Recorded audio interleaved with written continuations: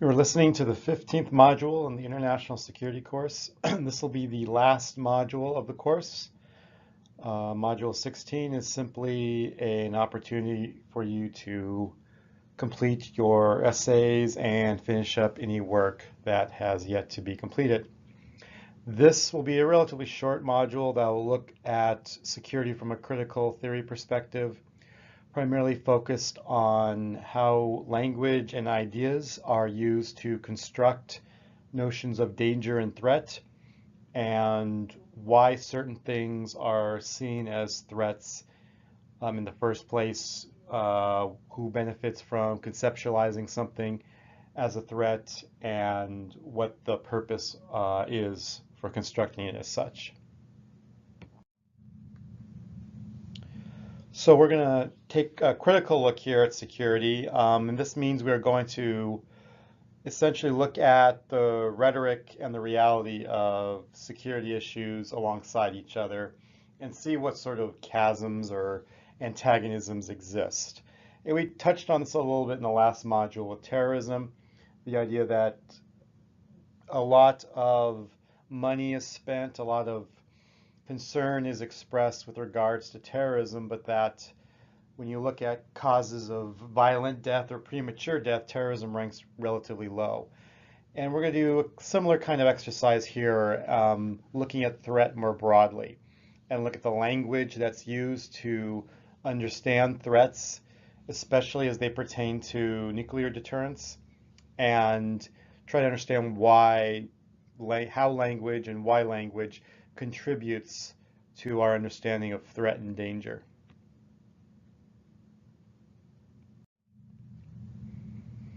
To do this, we need to introduce briefly here a new theoretical perspective, that of constructivism. And to understand constructivism, we need to understand that the ideas people have about the world have as much impact on their behavior as the material objects that exist in that world. These ideas are shared by other people in society, and these ideas, when they're shared and they're taken seriously, shape and shift individual behavior. Think about a border between states, especially a border that's undefended. If you go up to Canada, the border between the US and Canada, you won't find any wall there. You might find a marker or a place where the grass is mowed, but you won't find a wall. But yet there's a very real barrier there between those two countries that's not visible and not physical, but the idea that there's a qualitative difference between the territory on one side of that line and the territory on the other side of that line has an impact as great as if there was a wall there. And that's the secret to constructivism, understanding how ideas impact behavior as much as physical objects do. For the purposes of security, then, we have to understand that what we see as a threat is as much a construction of how we perceive things as much as the physical danger itself. And moreover, given that there are lots of dangers out there in the world, it's not obvious that all these dangers become actual existential threats.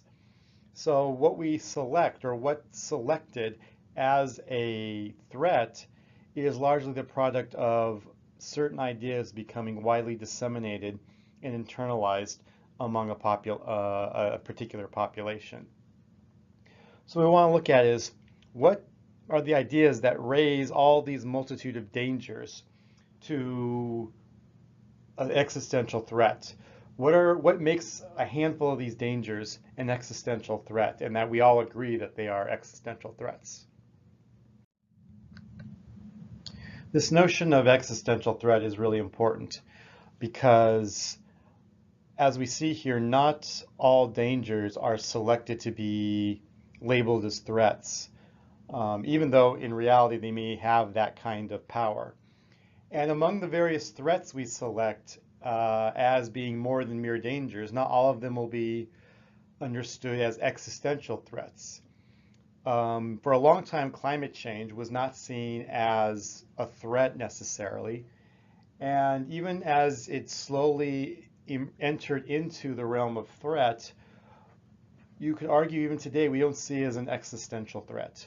We see it as a problem, we see it as a threat in causing some damage around the world, but we don't see it as something that's actually going to destroy us, even though there's strong arguments to be made that that's in fact what will happen if something isn't done about the problem. Why is that? And the answer here is not to be found in the nature of the threat itself, but how we understand it, how we think about it, how we talk about it, the words we use to discuss it.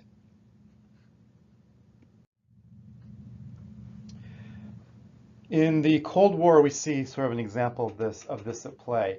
What was the real threat in the Cold War? Was it the fact that a nuclear-armed Soviet Union existed, or the fact that nuclear war could potentially occur? For many Pentagon planners, nuclear war was preferable to the existence of the Soviet Union, or at least the prospect that of losing a nuclear war was seen as a much greater problem, much greater threat than nuclear war itself.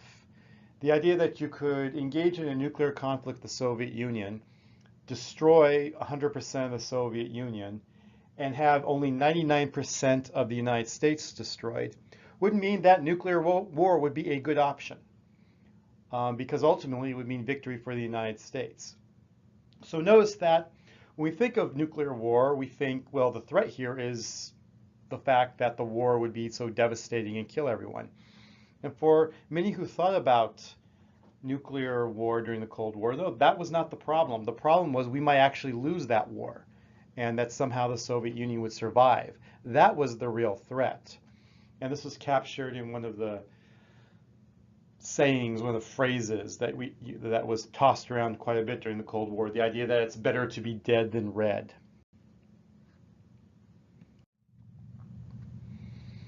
Ronald Reagan once captured this idea very powerfully when he was giving a speech, and he was actually quoting one of his constituents, and they were discussing nuclear war and the threat of the Soviet Union. And this constituent said to him, "I would rather see my girls die now still believing in God than have them grow up under communism and one day no longer believing in God." And notice, what's the threat here? The threat isn't that the daughters would die in nuclear war. The threat is that they would live under communism. And so you can see here that this goes against what seems like what the real threat is, physical destruction and nuclear war.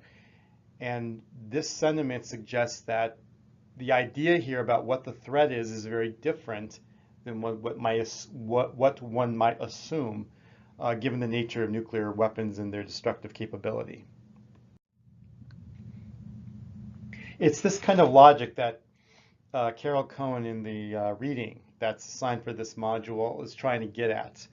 Why was nuclear war seen as less of a threat than the idea of the Soviet Union existing with a nuclear hegemony, even though that wasn't the case during the Cold War? The fact that that could be a possibility was seen as a greater threat than the nuclear war itself.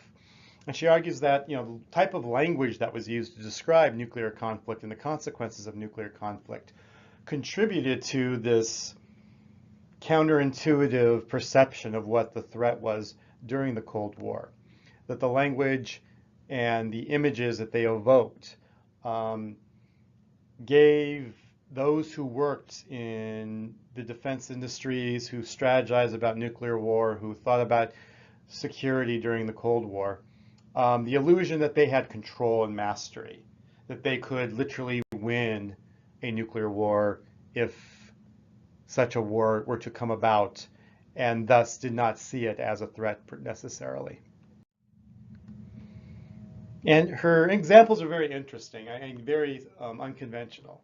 She argues that the use of acronyms was one way of sort of distorting and hiding and camouflaging the nature of and the consequences of nuclear war, the devastation and death that would entail.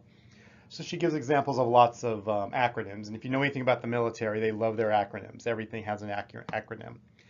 And on the one hand, there's a certain practical reason for this. A lot of these complicated, labels and names for pieces of equipment and technology and protocols and whatever um, are easier rendered in a language that utilizes acronyms. But there is also a conceptual consequence for that.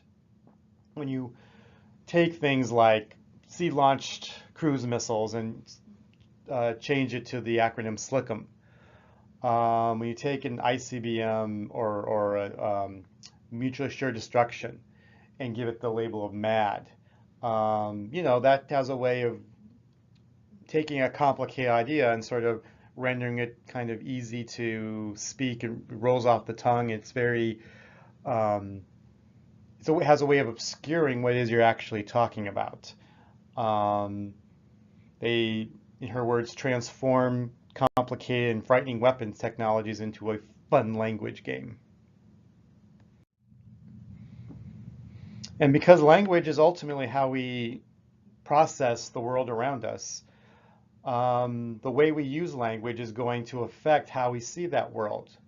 It's going to distort and conceal and hide and obscure things that ought not be obscured, especially when we're talking about something as important as nuclear strategy and defense issues. Again, think about terms like collateral damage. Collateral damage is a term that's used to describe what happens when innocent civilians are killed during a military strike. And this is a term that's used both in the nuclear context and the conventional context. In the nuclear context, notice that we're talking about potentially the deaths of millions of people, that the term collateral damage renders almost meaningless, as peripheral, unimportant, as the quote-unquote cost of doing business, rather than it's the deaths of millions of people, something that would be, that's horrific, that would be discussed, in very somber and sobering terms in any other context. But within the context of talking about nuclear war and defense planning, it's collateral damage. It's something that can be shrugged off. It's something that one need not take seriously. And this goes doubly so for her discussion of all the sexuality and sexual imagery in defense language, especially with regards to, in her case, the world she was in, nuclear planning. So phrases like patting the missile. What's this phrase designed to do, and why do defense intellectuals and people around nuclear missiles like to use it? And the answer she gives is when you pat the missile, which is essentially sort of reaching out to the side of the missile and stroking it like a pet, you are domesticating it. You are taking something that's horrible, that's designed to kill millions of people, and you're sort of rendering it controllable, rendering it docile, rendering it friendly, rendering it something that isn't what it actually is designed to do, rendering it something else than that. Other examples, again, more explicit in terms of sexual imagery, penetration aids. These are things that are used to defeat enemy countermeasures, air defense countermeasures. But again, are talked about in the sexualized language, popping the nuclear cherry. This is referred to as a state that tests its nuclear bomb for the first time. And the idea here is that, if you're a nuclear power, you're more of a man, you're more a mature, accomplished male, rather than a virgin, a pathetic, child almost, because you don't have nuclear capability. And this would all be good fun, except for, Cohen argues, this language disguises and obscures the reality of nuclear arms racing and the reality of what nuclear war represents. It also has the consequence of also obscuring other ways of dealing with the problems that nuclear weapons are designed to address. It obscures alternative ways of conducting international politics and international security. It puts off the table things like nuclear disarmament talks, which might be something that's necessary in order to create a more stable world. If everyone is rushing towards nuclear war or a nuclear standoff, and nuclear disarmament talks are an option, they aren't an option when the language doesn't allow them to be an option, when they aren't seriously considered, because the language that's used to talk about the topic doesn't give a space to them. Only the language that is used allows only for certain outcomes to be seriously considered. This selection of certain dangers as threats is important, again, not just because of the methods and the means by which we select certain dangers to be threats and what gets obscured as a result of that, but also the way that the threats we choose to prioritize have the function of helping states and people, individuals, communities, whatever, construct their identities. What they choose to see as a threat is also says a lot about that community that sees it as a threat. It allows them to identify who's a friend, who's an enemy, what's inside their world, what's outside the world. If something's a threat, it's obviously to the outside and thus must be defended against. If a particular country is labeled a threat, then the chances of engaging in that state, with that state, on a friendly basis becomes much more difficult. The American novelist Don DeLillo has a very interesting quote. He says, "It's not enough to hate your enemy, you have to understand how the two of you bring each other into a deep completion."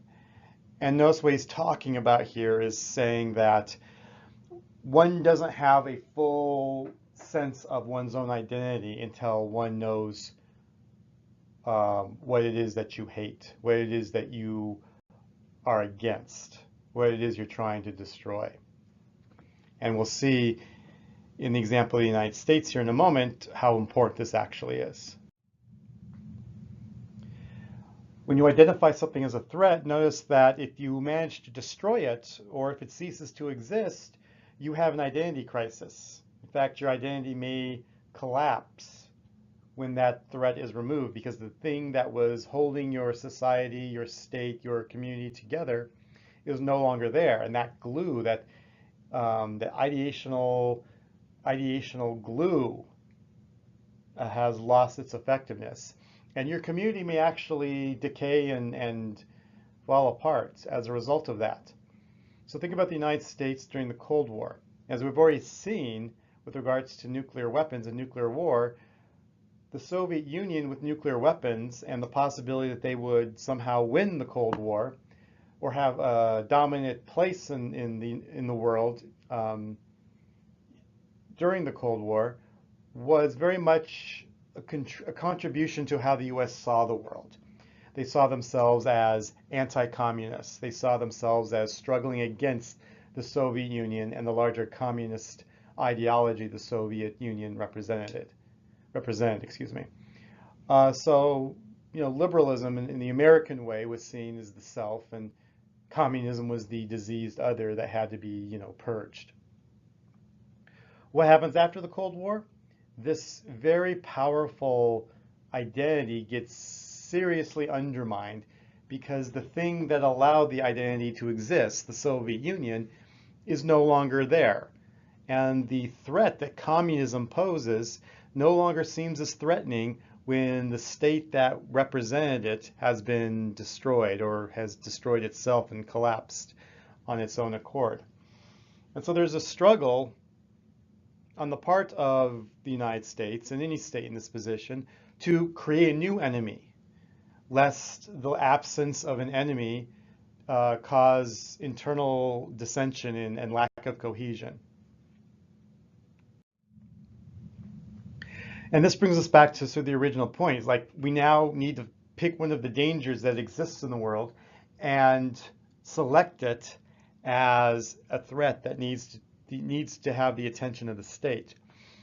This is called securitization. This process of selecting a particular danger as a threat is known as securitization, which is defined as an emergency condition which establishes a right to use whatever means are necessary to block a threatening development. In other words, how does the state choose which threat is now, or which danger is now a threat? By suspending the rules to address it, by suspending civil liberties and normal government protocols in order to address it. So if you look at some of the problems that have been securitized since the end of the Cold War, you see a list of things that were existing before the end of the Cold War, but weren't given the same amount of attention because they were seen as mere dangers. The drug war was something that got ramped up in the 70s and 80s, but really came into its own in the 90s after the Cold War was over. We talked a little bit about the global health module, the threat of infectious diseases. That gets ramped up in a big way in the 1980s when AIDS comes onto the scene, but after the Cold War and the outbreak of Ebola especially has turned the problem, the danger of infectious disease, into something that requires a direct, almost military-like response. In the 1990s, ethnic conflict was an issue in parts of the world. Threat of genocide and the occurrences of genocide that took place around the world that many saw as requiring and needing a more direct intervention by the United States militarily. We talked about Samantha Power basically blaming the United States and other Western states for allowing genocide to occur and not intervening militarily. But all these really never reached the same level of threat as the Cold War did. That all changed with 9/11. That terrorism was always a threat, or always a danger prior to 9/11, prior and especially before the end of the Cold War. But we never paid it much mind because it was just part of the background. It was just a danger among many other dangers. The Cold War ends, we lack that existential threat that communism gave us. 9/11 happens, and suddenly we have a genuine existential threat in the form of terrorism. Threats like terrorism get securitized in part because many groups in a community benefit from this securitization process. Think about the Cold War and defense contractors during the Cold War. It was in their interest for the Cold War to be taking place. It was in their interest for the Cold War to theoretically go on forever. Defense contracting work was very lucrative. Developing new weapon systems, ever more advanced, ever more expensive, was in the interest of those companies that developed these weapon systems and got paid a large amount of money to develop them. The end of the Cold War puts a lot of those companies out of business or sees them merge and come together to survive, essentially.